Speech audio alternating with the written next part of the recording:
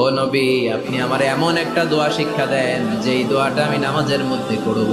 বিষ্ণুই বললেন, তুমি নামাজের মধ্যে পড়ো, আল্লাহুম্মা ইন্নী যালামতু নাফসি যুলমান কাসীরা ওয়া লা ইয়াগফিরুয যুনুবা ইল্লা আনতা ফাগফিরলি মাগফিরাতাম মিন ইনদিকা ইন্নাকা আনতাল গফুরুর রহিম। সুবহানাল্লাহ।